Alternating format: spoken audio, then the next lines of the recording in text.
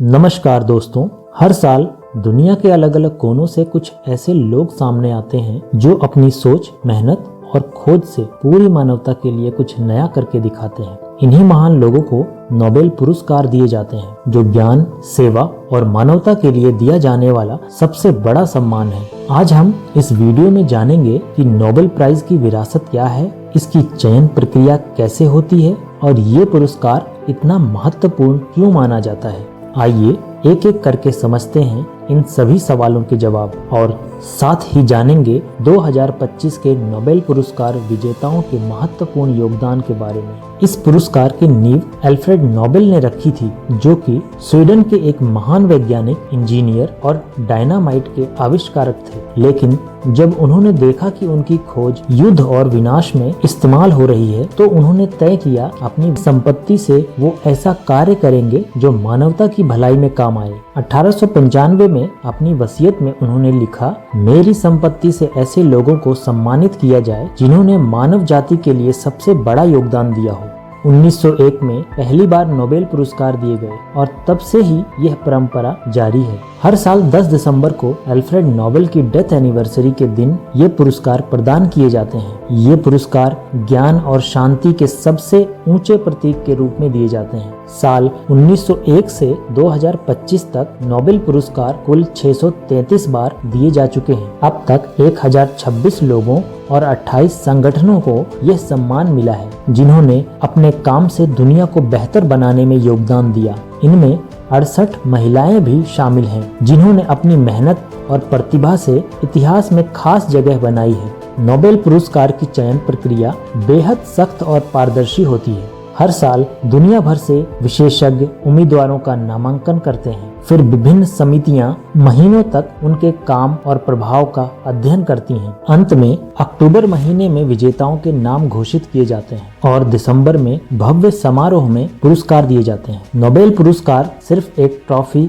या पदक नहीं, बल्कि मानवता की जीत का प्रतीक है। यह उस सोच का सम्मान है जो इंसानियत को ज्ञान से जोड़ती है। यह हमें याद दिलाता है कि सच्चा ज्ञान वही है जो समाज के काम आए। हर विजेता अपने प्रयासों से यह साबित करता है, मानवता की प्रगति सहयोग और करुणा से ही संभव है। वही करुणा जो हमें दूसरों के दुख को समझने और उनकी मदद करने की प्रेरणा देती है। हर साल ये पुरस्कार 6 क्षेत्रों में दिए जाते हैं: भौतिकी यानी फिजिक्स, रसायन विज्ञान यानी केमिस्ट्री, चिकित्सा यानी फिजियोलॉजी और मेडिसिन, साहित्य यानी लिटरेचर, शांति यानी पीस, अर्थशास्त्र यानी इकोनॉमिक साइंस। दिलचस्प बात यह है कि शांति का नोबेल पुरस्कार ओस्लो, नॉर्वे में दिया जाता है, जबकि बाकी सभी पुरस्कार का सम्मान समारोह स्टॉकहोम, स्वीडन में होता है। अब हम बात करते हैं इस साल यानी 2025 के नोबेल पुरस्कार विजेताओं की। साल 2025 का फिजियोलॉजी और मेडिसिन का नोबेल पुरस्कार 6 अक्टूबर को घोषित हुआ। यह सम्मान 3 वैज्ञानिकों को दिया गया: मैरी ब्रंको, फ्रेड रैम्सडेल और साइमन सैकागुची। इन वैज्ञानिकों को यह पुरस्कार पेरिफेरल इम्यून टॉलरेंस से जुड़ी उनकी महत्वपूर्ण खोजों के लिए मिला है।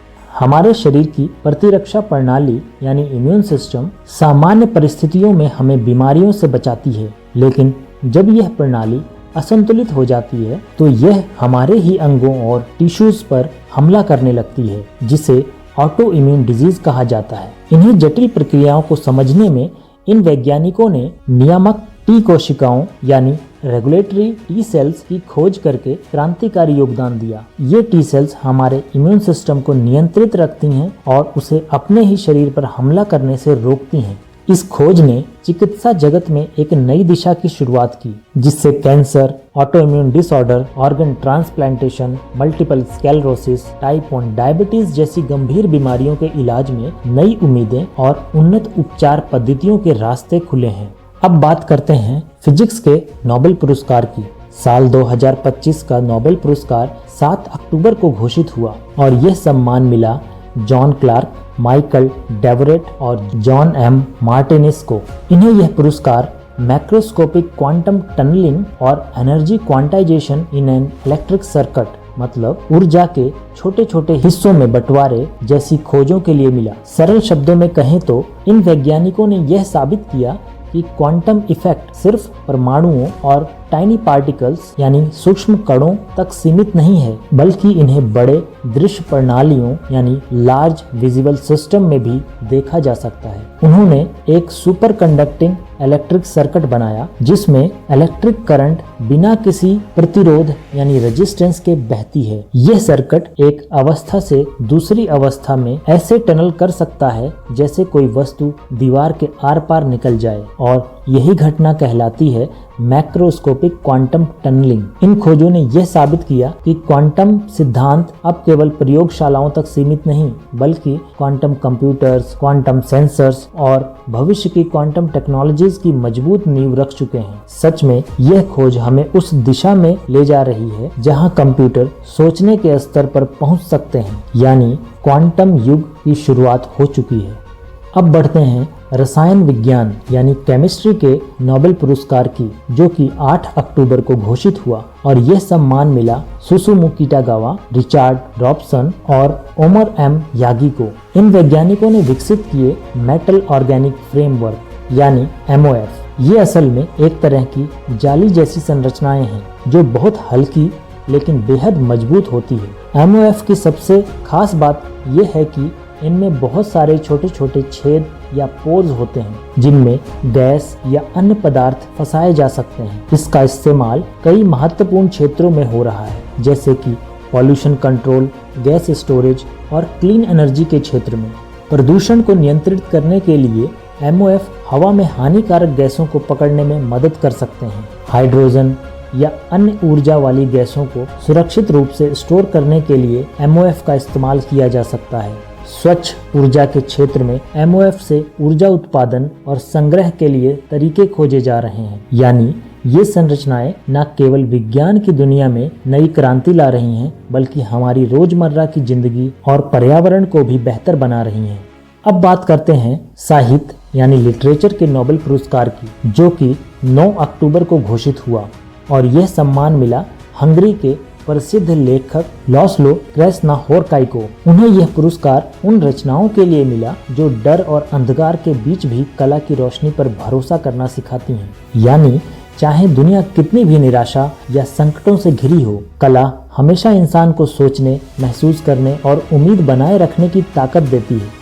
यह हमें याद दिलाती है कि मानव की रचनात्मक शक्ति कभी खत्म नहीं होती, और सबसे अंधेरे समय में भी उम्मीद की एक किरण हमेशा जलती रहती है। उनका पहला उपन्यास यानी नॉवेल सर्टेन टैंगो एक कल्ट क्लासिक बन गया, यानी ऐसी रचना जो लोगों के दिलों को गहराई से छू जाती है। इसमें एक उजड़े हुए गांव की कहानी है जहां एक रहस्यमयी व्यक्ति आता है जो कभी भविष्य वक्ता लगता है, कभी ठग और कभी ऐसा साया जिसमें सच्चाई और अंधकार दोनों एक साथ मौजूद हों। द मेलनकॉली ऑफ रेजिस्टेंस और वॉर एंड वॉर जैसी रचनाएं इंसान के भीतर व्यवस्था और अव्यवस्था के संघर्ष को तीव्रता से दिखाती है। बाद के उपन्यासों जैसे बैरन वेंकहाइम्स होमकमिंग और सैयोबो देयर बिलो में उन्होंने बाहरी दुनिया की सच्चाई और भीतर की गहराई का सुंदर संगम दिखाया। उनकी लेखन शैली लंबी बहती हुई पंक्तियों और गहरी सोच से भरी इंसानी पीड़ा को सुंदरता, आस्था और सहनशीलता की कविता में बदल देती है। अब बात करते हैं शांति यानी पीस के नोबेल पुरस्कार की। साल 2025 का पीस प्राइज 10 अक्टूबर 2025 के दिन वेनेजुएला की मारिया कोरिना मैचाडो को मिला। उन्होंने अपने देश में लोकतंत्र और मानवाधिकारों की रक्षा के लिए अहिंसक संघर्ष किया। उन्होंने दुनिया को यह सिखाया कि बदलाव की असली ताकत बंदूक नहीं बल्कि लोगों की आवाज होती है। उन्होंने नागरिकों को सशक्त बनाने और अन्याय के खिलाफ शांतिपूर्ण तरीके से खड़े होने की प्रेरणा दी। उनकी यह लड़ाई केवल वेनेजुएला तक सीमित नहीं रही, बल्कि पूरी दुनिया के लिए यह संदेश है कि अहिंसा और जन जागरूकता से ही समाज में बदलाव लाया जा सकता है। 1992 में मारिया ने एटेनिया फाउंडेशन की स्थापना की, एक ऐसा संगठन जो काराकास के स्ट्रीट बच्चों के भविष्य को संवारने के लिए समर्पित है। कुछ साल बाद उन्होंने सुमेट नामक संस्था शुरू की जो नागरिकों को लोकतांत्रिक अधिकारों के प्रति जागरूक करती है और चुनाव को पारदर्शी और निष्पक्ष बनाने में मदद करती है। 2010 में उन्होंने ऐतिहासिक ऐतिहासिक जीत दर्ज करते हुए नेशनल असेंबली में जगह बनाई। लेकिन जब सत्ता ने उन्हें संसद से बाहर कर दिया तो भी उन्होंने हार नहीं मानी। उन्होंने सोए वेनेजुएला गठबंधन बनाकर देश के लोकतंत्र समर्थक समूहों को एक मंच पर जोड़ा और वेनेजुएला में आजादी की लौ जलाए रखी। तानाशाही के इस अंधेरे दौर में मारिया मैचाडो ने उम्मीद और साहस की वह कहानी लिखी जो आज पूरी दुनिया के लिए प्रेरणा बन गई है। अब बढ़ते हैं अर्थशास्त्र यानी इकोनॉमिक साइंसेज के नोबेल पुरस्कार की ओर। यह सम्मान 13 अक्टूबर 2025 के दिन जोएल मॉकेर, फिलिपी एगियोन और पीटर हॉविट को मिला। इन अर्थशास्त्रियों ने दिखाया कि इनोवेशन और क्रिएटिव डिस्ट्रक्शन ही आर्थिक विकास की असली ताकत है। यानी जब नए विचार पुराने ढांचे को तोड़ते हैं तभी दुनिया आगे बढ़ती है। जोएल मॉकेर को यह पुरस्कार मिला क्योंकि उन्होंने बताया कि वैज्ञानिक ज्ञान और व्यवहारिक आविष्कार मिलकर कैसे लगातार विकास को आगे बढ़ाते हैं। उन्होंने समझाया कि जब लोगों ने विज्ञान को सही तरह से समझकर उसे अपने काम में इस्तेमाल करना शुरू किया तो उसी से औद्योगिक क्रांति आई और दुनिया में निरंतर आर्थिक प्रगति होने लगी। वहीं फिलिपी एगियोन और पीटर हॉविट को यह पुरस्कार मिला क्योंकि उन्होंने बताया कि जब नई तकनीकें पुरानी को बदलती हैं तो यही प्रक्रिया आर्थिक विकास को आगे बढ़ाती है। यानी जब हम बदलाव को अपनाते हैं और नई सोच लाते हैं तभी असली तरक्की होती है। इनकी खोजों ने यह स्पष्ट किया कि अर्थव्यवस्था का विकास नवाचार और परिवर्तन की प्रक्रिया से होता है और यह तभी संभव है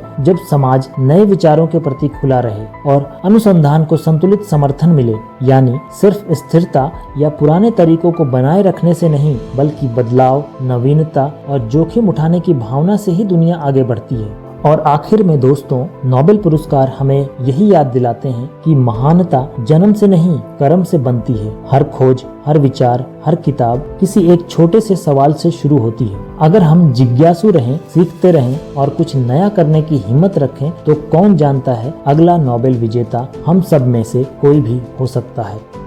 अगर यह वीडियो आपको जानकारीपूर्ण और प्रेरणादायक लगी हो तो इस वीडियो को लाइक करें, कमेंट में अपने विचार लिखें और वीडियो को शेयर करें ताकि यह प्रेरणा और लोगों तक पहुंच सके। और हाँ, हमारे चैनल को सब्सक्राइब करना ना भूलें क्योंकि ज्ञान ही वह रोशनी है जो हमें आगे बढ़ाती है। अगर आप किसी विषय या वीडियो में बताए गए विजेताओं के बारे में विस्तार से जानना चाहते हैं तो कृपया कमेंट में जरूर लिखें।